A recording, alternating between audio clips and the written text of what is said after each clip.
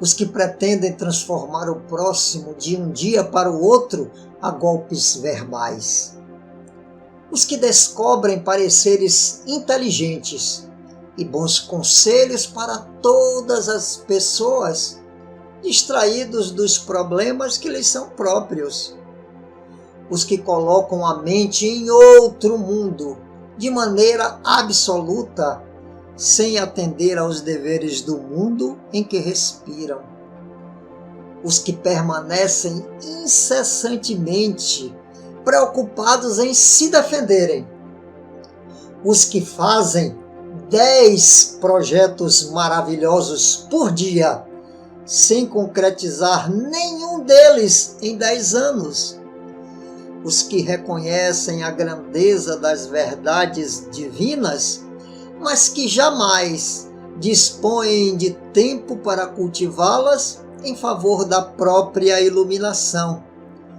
os que adiam indefinidamente para amanhã o serviço da compreensão e do amor ao próximo, os que se sentem senhores exclusivos de todos os trabalhos no campo da caridade, sem distribuir a oportunidade de serviço aos outros, os que declaram perdoar a ofensa, mas que nunca conseguem esquecer o mal, os que encontram ensejo de se entediarem da vida.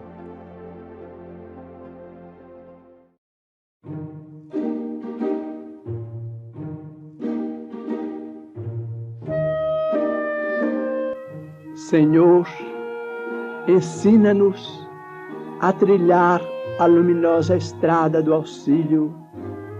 Dá-nos força para destruir a pesada fortaleza de nossos próprios erros, coragem para abrir o caminho da libertação de nós mesmos e recurso para desobstruir o coração em favor de nossos semelhantes, entregando-lhes, enfim, os tesouros de amor que nos confiaste, que por onde passemos, a dor se faça menos angustiosa, a ignorância menos agressiva, o ódio menos cruel, a treva menos densa, o desânimo menos sombrio, a incompreensão menos destruidora.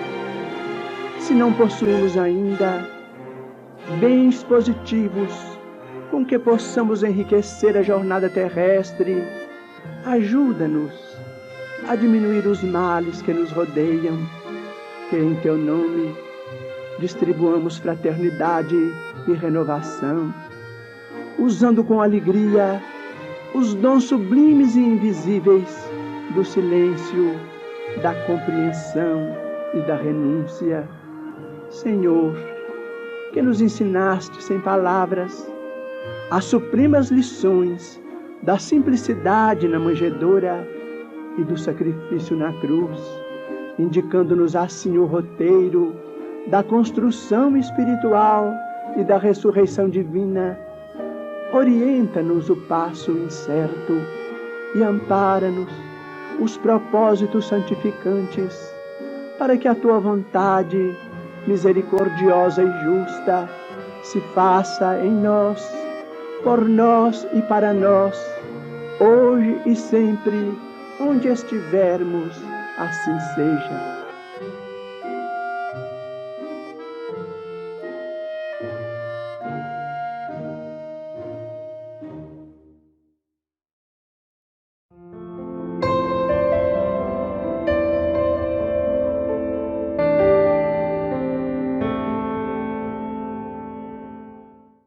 Companheiros de ideal espírita, que a nossa busca do sagrado seja insistente, capaz de nos levar, deixar-nos mais afeitos à vivência do ideal cristão na relação com o divino e nos fazer, de certa maneira, exemplos de vida no cotidiano, divinizando o mundo e a matéria.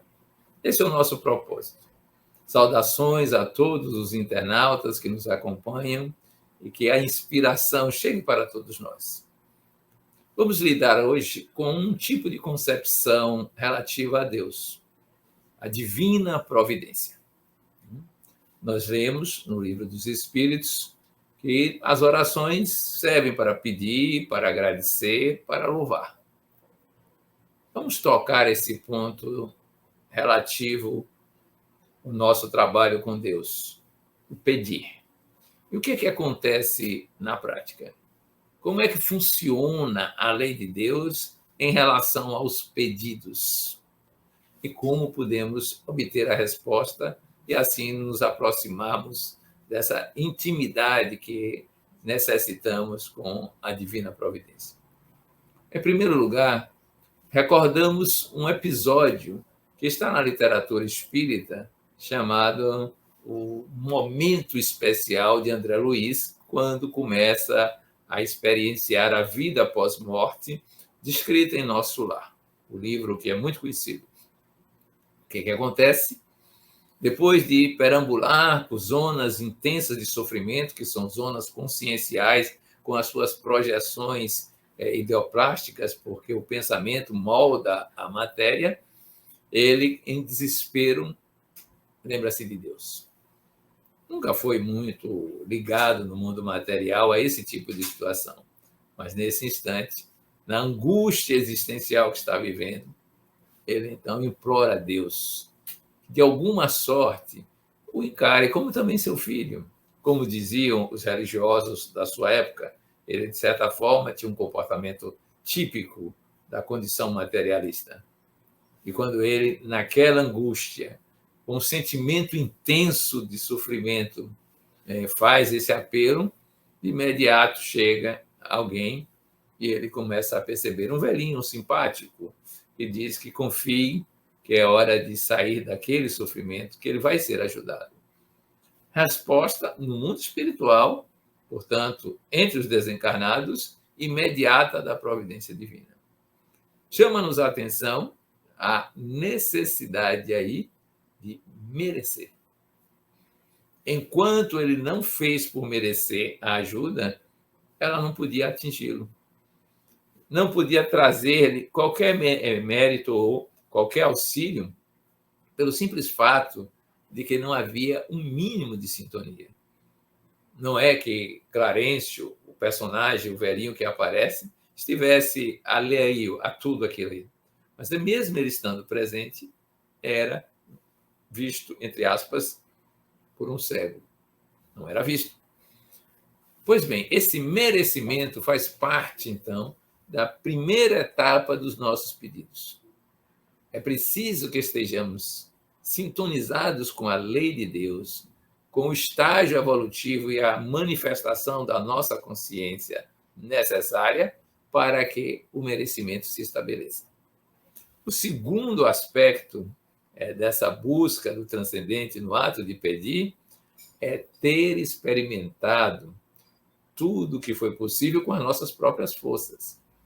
A divina providência não vai favorecer a nossa preguiça, a nossa falta de perseverança, a nossa incompetência em executar as coisas decorrente de comodidades, de confortos. A divina providência não favorece as não qualidades espirituais ou as inaptidões, terão que ser, de certa forma, superadas. Então, é preciso saber exercer o seu papel de busca. O terceiro aspecto que chama a atenção nos pedidos é o que se pede. É preciso pedir aquilo que é necessário para a realização da pessoa enquanto ser espiritual.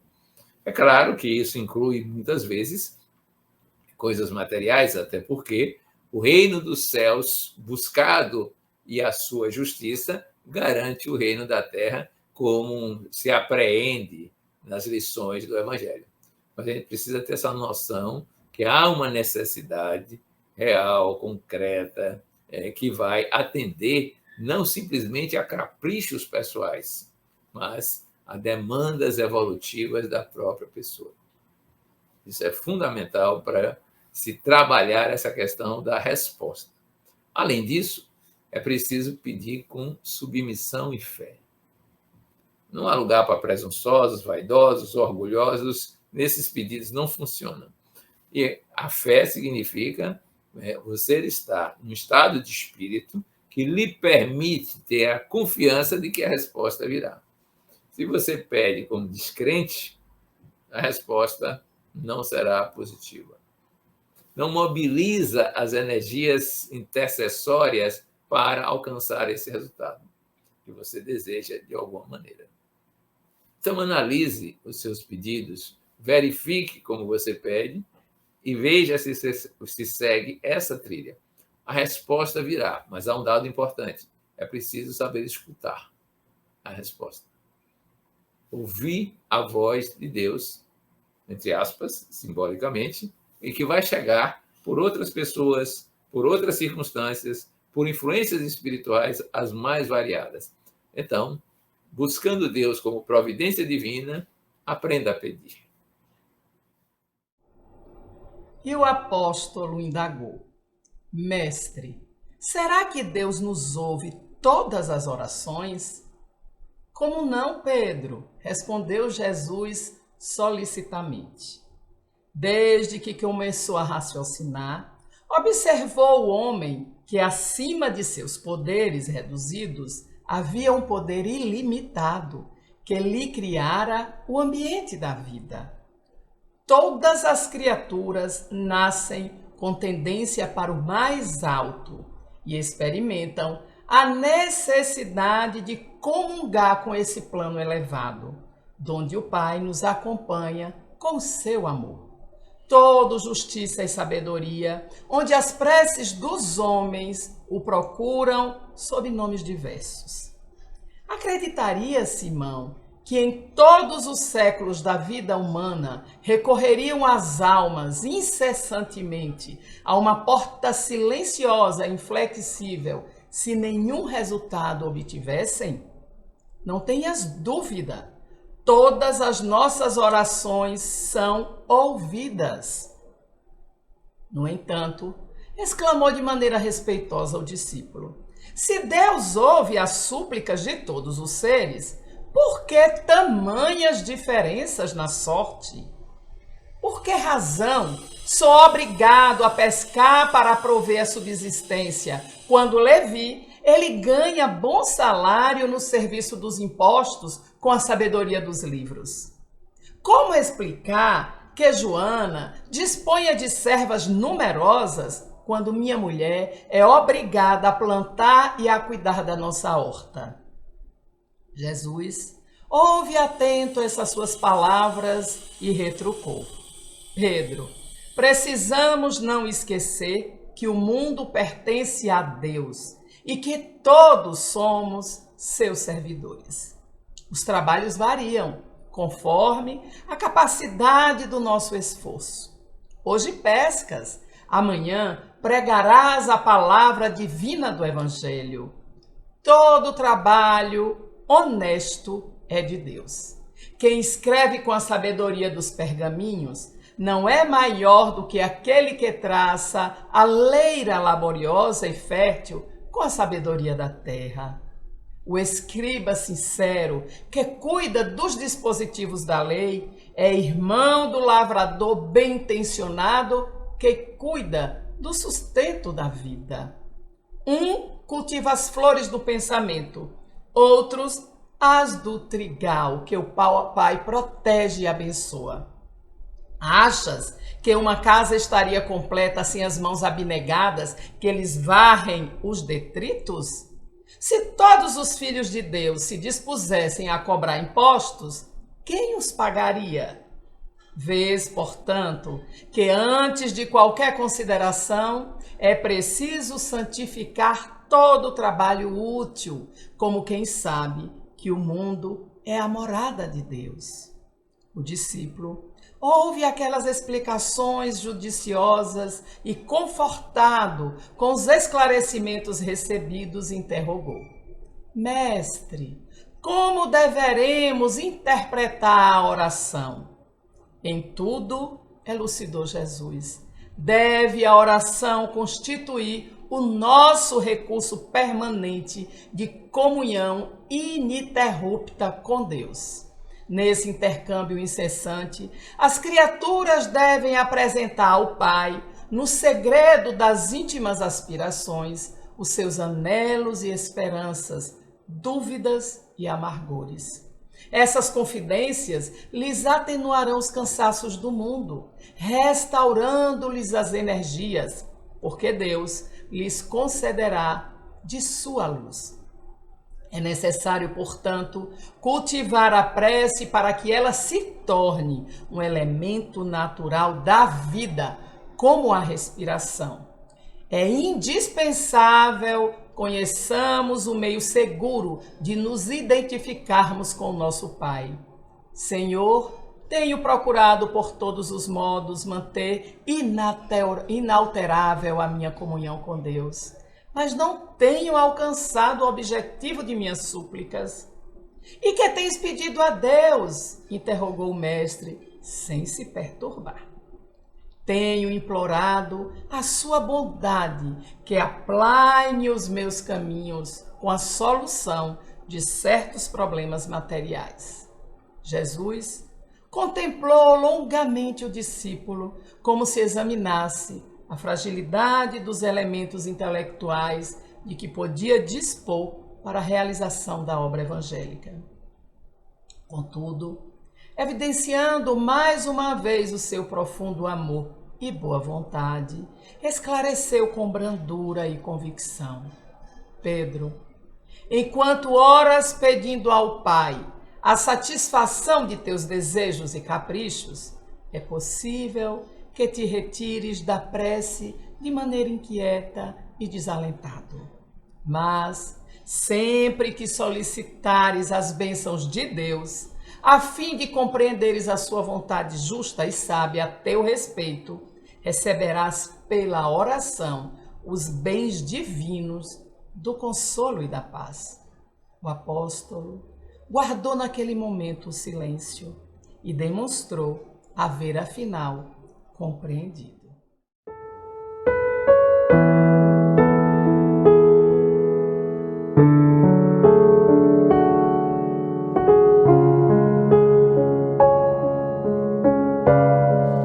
Espíritu de Dios, llena mi vida, llena mi alma, llena mi ser.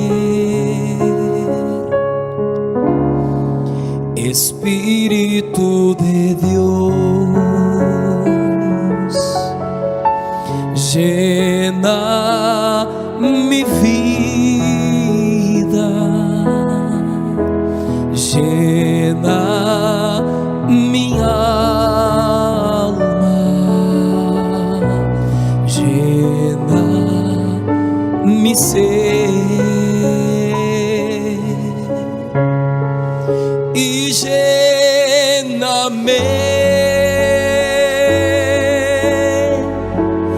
con tu presencia, con tu poder, con tu amor. Y lléname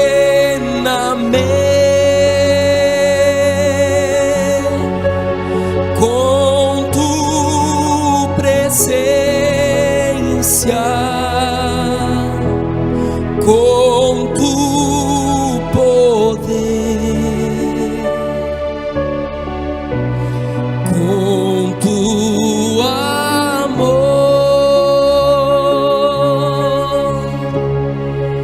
Espíritu de Dios, llena mi vida, llena mi alma,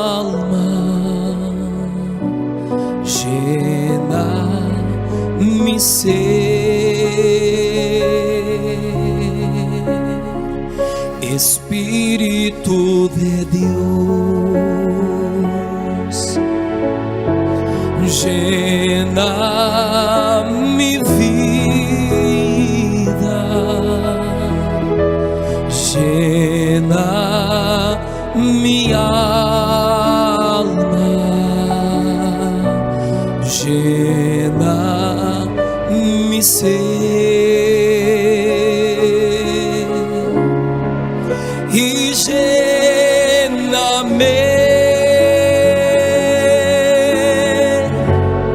con tu presencia, con tu poder, con tu amor.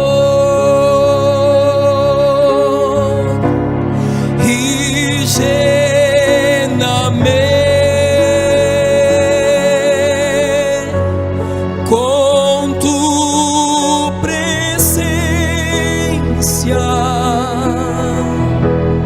con tu poder, con tu amor.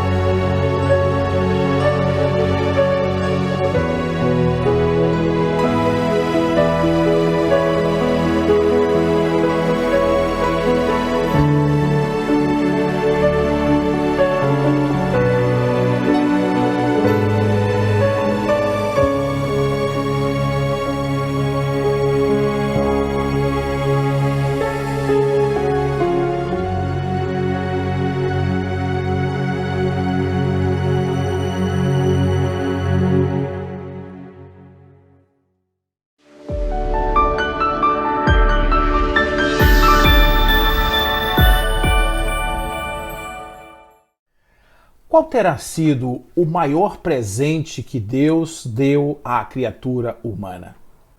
Por certo que, se formos fazer uma análise nesse sentido, vamos concluir que o maior presente que Deus pode ter dado ao homem é a sua própria vida e a consciência de que estamos vivos e plenos de saber.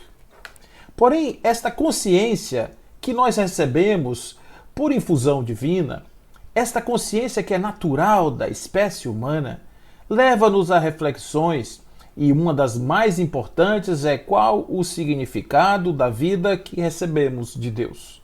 Certamente que muitas pessoas vão ter dúvidas quanto ao significado da existência, e para isso vão dizer que a vida é acúmulo de bens, acúmulo de trabalho. A vida é o dia a dia, é o vai e vem, essa coisa frenética da aquisição de coisas, da aquisição de bens. Para outro, a vida é cultura, a vida é a aquisição de saberes, é a pesquisa, é o desenvolvimento, é a ciência. Para outros, a vida é o poder, a vida é a luta cotidiana para se conseguir cada vez mais prestígio social. Para outros, a vida é a beleza, é o aproveitar, é o fruir das sensações do corpo. Outros, porém, entram em meditação e se excluem do convívio social. Outros, entretanto, vão ter na religiosidade a busca de um senso moral para poder se destacar na sociedade como aqueles que conduzem as suas existências de uma forma ética, de uma forma destacada. Seja lá qual for o significado que nós possamos dar ao nosso dia a dia, à existência cotidiana, a gente não pode esquecer que a vida, para além das coisas que a gente faz, ela tem o seu próprio sentido. O sentido de evoluir, o sentido de crescer, o sentido de nos tornarmos conscientes do que somos e conquistarmos os espaços da interioridade do ser em busca da plenitude do espírito. Joana de Ângeles vai dizer num capítulo especial chamado O Significado da Vida, em um livro chamado Momentos de Meditação, aonde ela nos traz que o significado da vida para muitos está perdido, está difuso, está de alguma forma espalhado nas coisas do mundo. Mas ela diz que a vida, no entanto, possui um significado especial. que reside no autodescobrimento do homem, que passa, por sua vez, a valorizar o que é ou não importante no seu peregrinar evolutivo. Quando as coisas nos acontecem, muitas vezes uma vida mais simples, uma vida menos cheia de aventuras, pode representar uma vida de boas aquisições espirituais quando o ser que vive esta vida, aproveita cada momento para crescer mais e mais no seu estado espiritual. Outras vidas são vazias, são extremamente sem significado nenhum. E esse desafio de Joana se torna individual, unindo, sem nenhum embargo, no futuro, os seres numa única família que entrelaça os ideais em sintonia perfeita com a energia que emana de Deus e que é o elan vitalizador da vida. Esse é o grande significado. Buscar em Deus, nos aproximarmos de Deus a partir do significado da existência. Os meios da tua sobrevivência, diz Joana, da sua sobrevivência orgânica, emulam-te para avançar ao encontro da finalidade da existência. Tudo conspira para que possamos diuturnamente nos aproximarmos mais de Deus. O azeite sustenta a chama, e ela diz, de forma muito poética e bonita. Porém, a finalidade da chama não é crepitar. A finalidade da chama é espalhar luz. A finalidade da alma não é trabalhar simplesmente, não é adquirir coisas. A finalidade da alma é crescer e fazer sair, através do seu existir, tudo aquilo que é a essência pura de amor de Deus que reside no ímã do ser. O amor termina sendo esta grande conquista da alma, a maneira mais eficiente de Joana para o cometimento do real significado da vida é a experiência do amor. O amor que doa e liberta, o amor que renuncia e faz feliz, o amor que edifica espalhando esperanças e bênçãos, o amor que sustenta vidas e favorece ideais de enobrecimento, o amor que apazigua quem sente e docifica aquele a quem se doa. O significado essencial de Joana, pois, reside no esforço que cada criatura deve encetar para anular as paixões dissolventes, colocando nos seus espaços emocionais o divino hálito, o amor que se origina de Deus.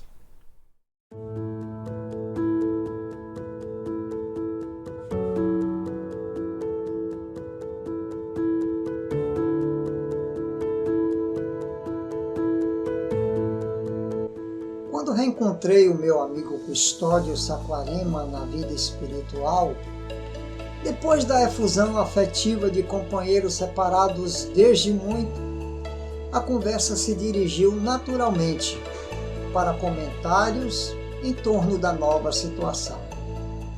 Sabia Custódio pertencente à família espírita e, de certo, nessa condição, teria ele retirado o máximo de vantagens da existência que vinha de largar.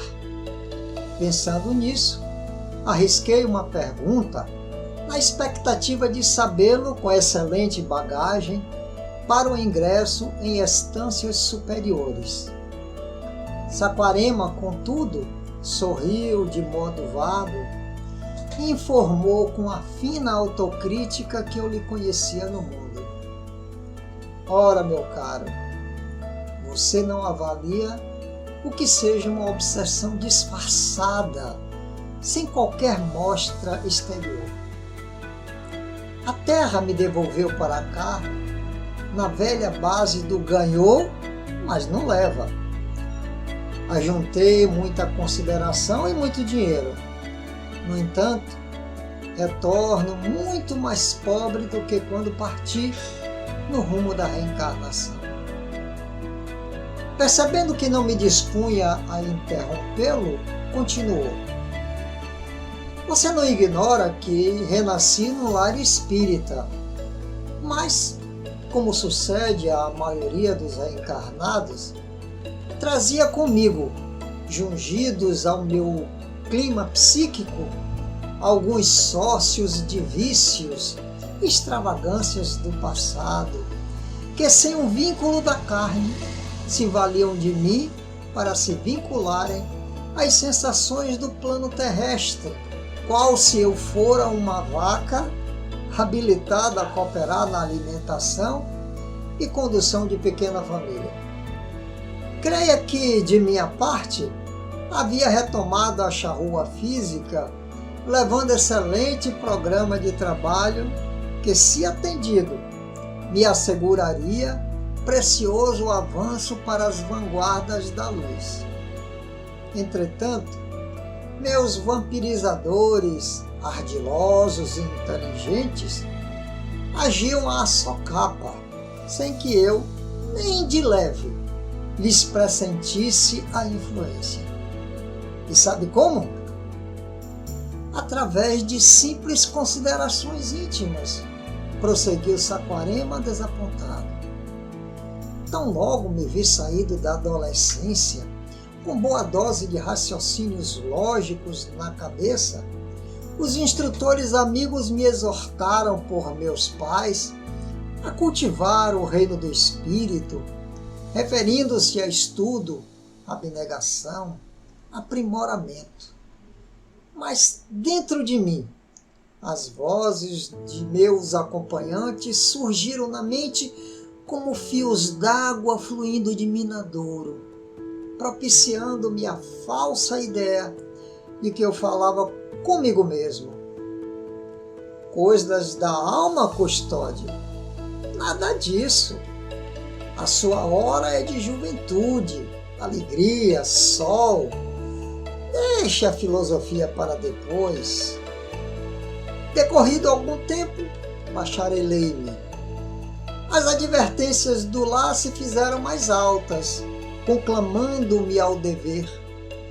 Entretanto, os meus seguidores, até então invisíveis para mim, revidavam também com a zombaria inarticulada. Agora não é a ocasião oportuna. De que maneira harmonizar a carreira iniciante com os assuntos de religião? Custódio, observe o critério das maiorias, não se faça de louco. Casei-me e logo após, os chamados à espiritualização recrudesceram em torno de mim.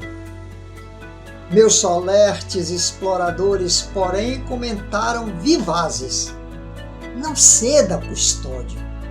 E as responsabilidades de família? É preciso trabalhar, ganhar dinheiro, obter posição, zelar por mulher e filhos. A morte subtraiu-me os pais. E eu, advogado e financista, já na idade madura, ainda ouvia os bons espíritos por intermédio de companheiros dedicados, requisitando-me a elevação moral pela execução dos compromissos assumidos.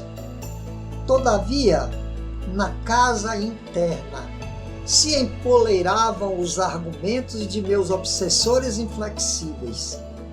Custódio, você tem mais que fazeres. Como diminuir os negócios? E a vida social? Pense na vida social. Você não está preparado para a seara da fé. Em seguida, meu amigo, chegaram a velhice e a doença. Essas duas enfermeiras da alma que vivem de mãos dadas na terra. Passei a sofrer e desencantar-me. Alguns raros visitantes de minha senectude, transmitindo-me os derradeiros convites da espiritualidade maior, insistiam comigo, esperando que eu me consagrasse às coisas sagradas da alma. No entanto, dessa vez, os gritos de meus antigos vampirizadores se alteraram, mais irônicos, assoprando-me sarcasmo, qual se fora eu mesmo a ridicularizar-me. Você, velho Custódio, que vai fazer com o espiritismo? É tarde demais. Profissão de fé, mensagens de outro mundo? Que se dirá de você, meu velho? Seus melhores amigos falarão em loucura, senilidade. Não tenha dúvida, seus próprios filhos interditarão você como sendo um doente mental, inapto à regência de qualquer interesse econômico. Você não está mais no tempo disso. Saquarema endereçou-me significativo olhar e rematou: os meus perseguidores não me seviciaram o corpo, nem me conturbaram a mente. Acalentaram apenas o meu comodismo, e com isso me impediram qualquer passo renovador.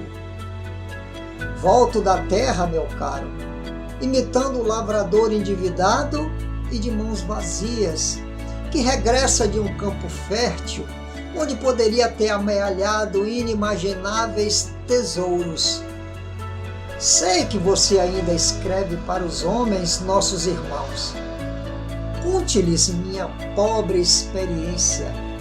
Refira-se junto deles à obsessão pacífica, perigosa, mascarada. Diga-lhes alguma coisa acerca do valor do tempo, da grandeza potencial de qualquer tempo na romagem humana.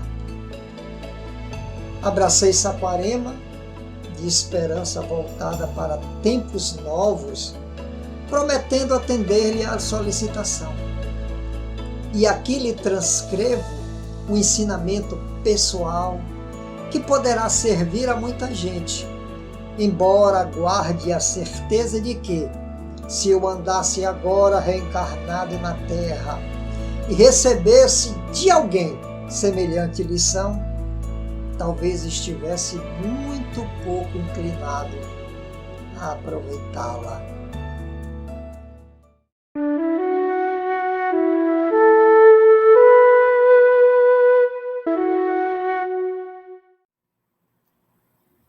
O nosso exercício de meditação de hoje vai nos levar a uma viagem introspectiva. Essa viagem interior, que é tão necessária, nos fará perceber passado, presente e futuro sob a forma de apreciação, não de julgamentos. Não nos interessa caracterizar como certo, errado, bem e mal, mas viajar. Viajar pelos nossos sonhos da infância, da adolescência, as nossas vidas presentificadas e viajar para o futuro. O que pretendemos alcançar? Como nos veremos nesse vir a ser, que é a destinação de todos nós. Então, esse é o nosso propósito de hoje. Viagem ao longo da própria vida. Vamos começar, então, fazendo o nosso habitual trabalho de melhoria das condições psíquicas. Vamos procurar uma posição confortável, tranquilamente. E vamos agora, através da música, das paisagens ou de olhos fechados, pensarmos atentamente em nossa respiração. Inspirando, expirando, inspirando, expirando. Cada vez mais tranquilos do ponto de vista fisiológico. Inspirando, expirando. Esse exercício já vai nos levar a uma sensação de leveza, de relaxamento, de tranquilização. E nós então dizemos: corpo relaxando, corpo relaxando, corpo relaxando, ficando bem relaxado, ficando bem relaxado, bem relaxado, relaxado, relaxado. Evocamos agora uma emoção serena, tranquila, calma. Podemos escolher um local, uma cena, em suma, a melhor maneira de acharmos serenidade. E dizemos: serenidade, tudo bem sereno, tudo bem sereno, tudo bem sereno, calmo, bem calmo, bem calmo, bem calmo. Agora a mente se aquieta, a respiração está tranquila, o corpo está relaxado, as emoções serenas. Agora é a vez da mente. Mente quieta, mente quieta, mente quieta, bem quieta, bem quieta, bem quieta. Vai esvaziando, sem nenhum esforço, nenhuma fixação em qualquer pensamento, nenhum combate a nenhum deles, só concentração. E agora, observação. Mente quieta, sendo observada. Quem é que observa? A testemunha, a consciência, o ser essência em última instância. Observa então a mente quieta, a respiração tranquila, as emoções serenas, o corpo relaxado. A consciência observa. Percebemos então que temos veículos de manifestação, mas não nos confundimos com eles. A consciência que observa está muito mais próxima daquilo que nós somos. Então, nesse instante, tomamos consciência da consciência, sem mediação de pensamentos. A testemunha concebe-se a si mesma, percebe-se a si mesma diretamente. Isto é que mais nos aproxima do que somos, a consciência da consciência. Então, nesse estado de testemunha que observa, vamos evocar as nossas memórias. Vamos recordar os momentos marcantes da nossa vida infanto-juvenil, em especial os nossos sonhos, as nossas aspirações. Em suma, aquilo que eram verdadeiras intuições, os símbolos do nosso vir a ser. Vamos lembrar desse momento, dessa fase de ser encarnado, infanto-juvenil, e identificar o que havia de mais sonhador em nós, que queríamos vir a ser, que podemos sonhar nessa fase, infância, juventude, recordando,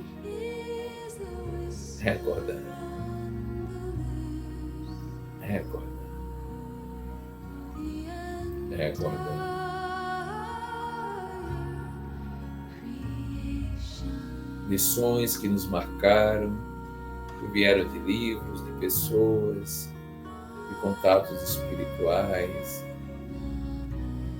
que nos fizeram sonhar. Sonhar com o nosso vir a ser.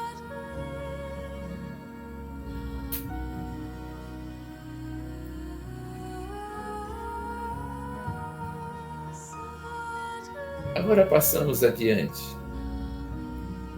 Observamos o presente.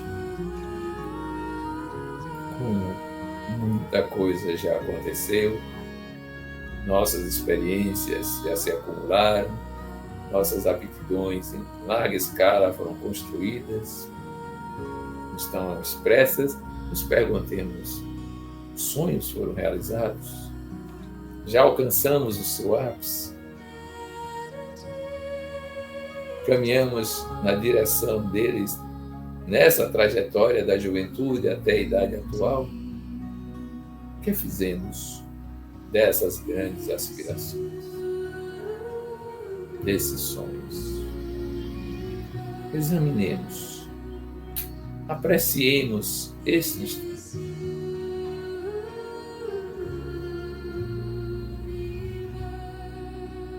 Sem julgamentos, constatações. Como nos tornamos mais plenos, mais viventes da inteireza, como construímos mais sabedoria, ciência, como expressamos a amorosidade. Em suma, como nos tornamos pessoas no estágio em que nos encontramos. Agora vamos adiante e olhemos o nosso futuro. O que é que podemos fazer por nós? Qual é o sonho que nos guia agora? A nossa trajetória de vir a ser deve ter um farol, um propósito. O que é que queremos alcançar? Sonhemos mais uma vez. Nesse tempo de hoje, um amanhã que será mais rico de beleza, de harmonia, de tranquilidade.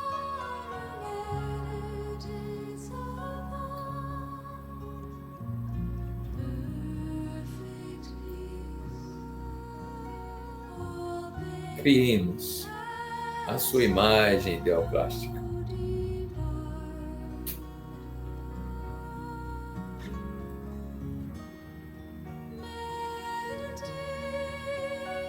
Nosso vir a ser. Não simplesmente no espaço-tempo que o corpo vive, mas nosso vir a ser enquanto criatura de Deus, manifestando o nosso potencial. Assim, estaremos nos aproximando do nosso maior desiderato, mergulhar em Deus através da consciência lúcida e vivenciar a plenitude. Qual é o nosso próximo passo? Nossa aspiração. Não importa a idade, importa manter-se sonhador, no sentido de marchar para o seu próprio futuro, até que um dia estaremos como realmente somos, tornando-nos o que já somos por essência, agora na ordem da existência. Sonhemos.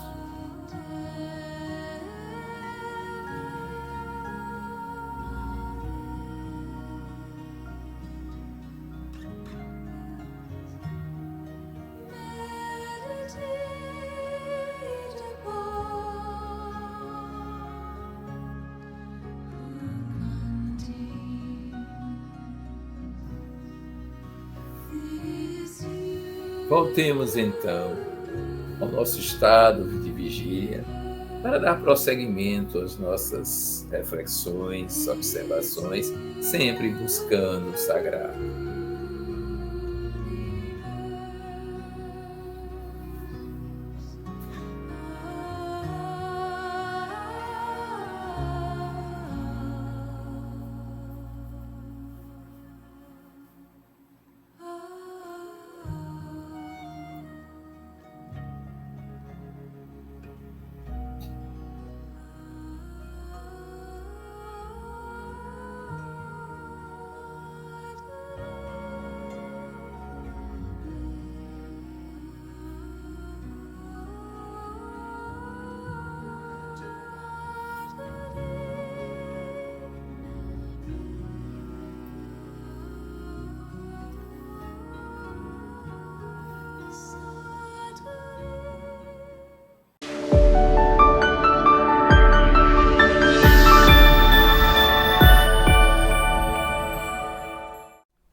Ainda sobre o significado da vida, sobre o sentido da existência como forma de nos aproximarmos de Deus, o querido amigo Adenauer Novaes, em um livro chamado Viver como Espírito, nos apresenta um capítulo chamado Diálogo com a Vida. Que nesse particular e nesse momento, nós vamos apresentar como uma conversa entre um viajor e a própria vida. O homem viajava acabrunhado e triste, pesado pelos seus problemas que lhes estavam agora sobre os ombros, e ele encontra com uma senhora na estrada da sua existência. E ele pergunta a ela: quem é você? E ela diz: eu sou a vida. Ó vida, eu gostaria tanto que você me respondesse algumas questões que pesam sobre o meu entendimento. Afinal de contas, me sinto tão fraco, tão abatido, e eu preciso dessas explicações. A vida então lhe diz: pois não, estou aqui para servi-lo. Ele diz: para que serve a dor, vida? Por que me deu a dor como instrumento para que eu possa despertar?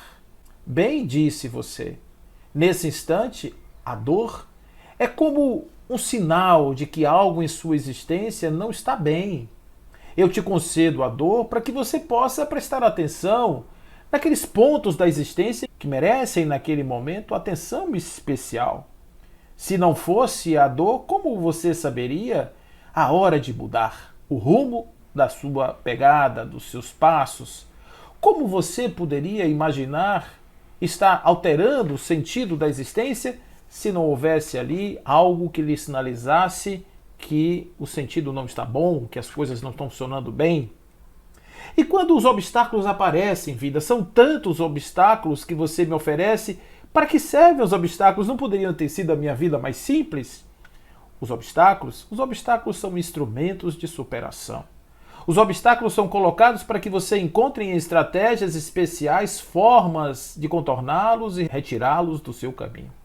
Sem os obstáculos, você se tornaria uma pessoa frágil, porque não teria a capacidade, não teria desenvolvido a capacidade de superação em nada. Por isso, saiba que eu te ofereço apenas aquilo que você pode ultrapassar. E se lembre, amigo, que um problema nunca é maior do que a vida de uma pessoa. Os problemas são do tamanho que você os coloca. Você nunca será menor do que o seu problema. O problema pode ter o tamanho que você desejar.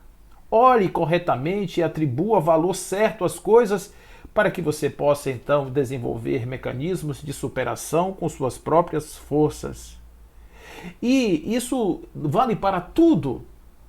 Isso vale também, vida, para os inimigos, sobretudo para eles. Afinal de contas, os inimigos são aqueles personagens que estão em nossa vida nos lembrando dos nossos atavismos. São os espelhos do nosso ego, do nosso inconsciente, que nós não conseguimos enxergar de modo próprio. Precisamos sempre das projeções, precisamos sempre desses espículos que estão ali na nossa alma, nos fustigando a existência para que possamos prestar atenção. Como você vai prestar atenção num ente ou num algo da sua alma se não existir alguém para te lembrar que isso existe? E a fraqueza, vida? Às vezes eu estou falando tão fraco, nesse momento eu me sinto tão fraco, vida. Eu preciso de alguma força, onde eu encontro essa força? E a vida diz: em você mesmo. A fraqueza, muitas vezes, é a maneira pessimista com a qual nós encaramos a vida. A fraqueza é a ausência de potência, diria Spinoza. É a ausência de alegria de viver. É quando a alma se sente abandonada, quando ela se sente preterida e ela não olha para si para encontrar em si mesma as suas forças. Ô vida, eu também estou fraco porque eu perdi meu emprego, eu perdi a minha empresa, eu estou um homem falido. Mas existem outras formas, preste atenção que a sua vida sempre terá alternativas. Você sempre encontrará atalhos, outros caminhos e às vezes as amarras que nos são tiradas são atos de liberdade que nos são concedidos para que nós possamos trilhar por outras estradas. Muitas vezes ficamos presos às coisas, as coisas do mundo nos prendem demais e assim nós podemos nos libertar para seguir caminhos que sejam mais favoráveis à nossa existência. E a perda dos entes queridos, vida. Eu perco tantas pessoas. Eu perdi pai, eu perdi mãe, eu perdi amigos, perdi filhos. Como consolar o meu coração tão doído? Na certeza da imortalidade da alma. A impermanência, ela é a grande lição do Espírito, para que o Espírito possa crescer, sabendo que ele não é finito, ele é eterno, e que o Pai Celestial lhe concede as bênçãos da infinitude para que ele possa alcançar os píncaros da sua realidade existencial. Mas também nunca se esqueça que todas essas relações prescindem do amor a si mesmo, do amor a este Deus maior, do amor ao outro. O amor, sem dúvida nenhuma, é o dínamo da vida, é a força que nos motiva, é a força que motiva o espírito, é o sentimento que permite a condição de poder entender a linguagem da vida. Quando a consciência está apenas no modo lógico, tenta entender o mundo através da linguagem da razão. Mas quando se ama de forma livre, desinteressada, sem as exigências naturais da parentela ou da relação contratual, alcança-se então a grande vibração da vida, facilitando o entendimento da sua linguagem. O amor é um dos idiomas da vida. Portanto, o meu conselho, querido viajante, ame, ame sempre.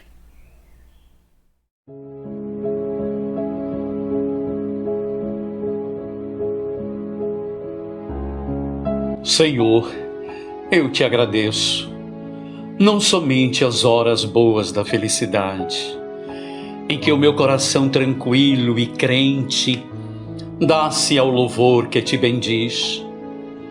Agradeço igualmente os dias longos, em que varo o caminho, a pedra e vento, nos quais me ensina sem barulho, através das lições do sofrimento, como ser mais feliz. Agradeço a alegria que me dispensas pelas afeições, a bênção de ternura em cuja luz balsâmica me põe sob chuvas de flor, e agradeço a amargura que a incompreensão me traga, o estilete da crítica ferina que tanta vez me oprime o peito enxaga, para que eu saiba amar sem reclamar mais. Agradeço o sorriso da esperança, com que me fazes crer na verdade do sonho, a segura certeza com que me aguardo o futuro risonho, pela fé natural, e agradeço-te a lágrima dorida, com que me alimpas a visão, a fim de que eu prossiga a trilha afora, sem caminhar em vão, sob a névoa do mal. Agradeço por tudo que me deste, a ventura, a afeição, a dor, a prova, o dom de discernir e o dom de compreender, o fel da humilhação que me renova, para que eu permaneça em ti, no meu próprio dever.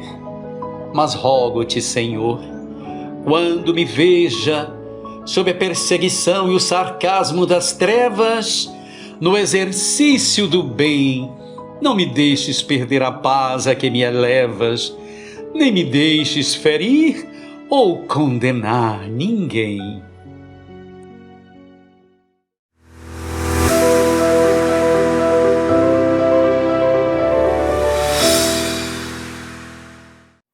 E para a próxima semana, eu te desejo um trabalho muito especial em matéria de oração. Que os pedidos sejam estritamente necessários. Que a fé seja bastante intensa e clara. Que a vontade divina apareça em nossos corações, em nossas vidas. E, é claro, que nós possamos partilhar essa alegria de estar com Deus na convivência com as pessoas, desejando para elas uma grande vida, uma grande alegria, uma grande possibilidade de realização. Boa semana para todos.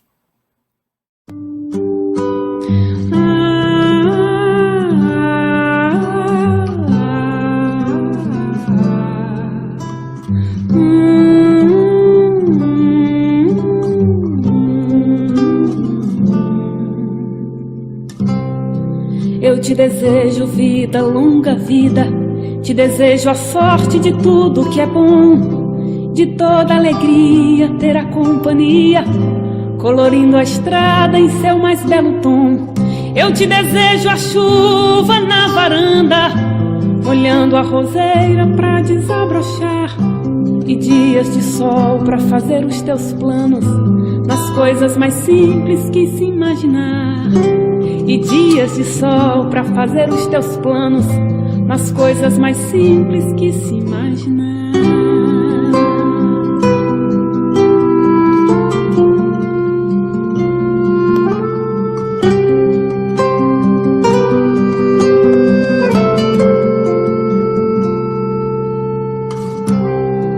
Eu te desejo a paz de uma andorinha, no voo perfeito contemplando o mar, e que a fé movedora de qualquer montanha te renove sempre, te faça sonhar. Mas se vier as horas de melancolia, que a lua tão meiga venha te afagar, e que a mais doce estrela seja tua guia, como mãe singela a te orientar. Eu te desejo mais que 1000 amigos, a poesia que todo poeta esperou, coração de menino cheio de esperança, voz de pai amigo e olhar de avô. Eu te desejo muito mais que 1000 amigos, a poesia que todo poeta esperou, coração de menino cheio de esperança, voz de pai amigo e olhar de avô.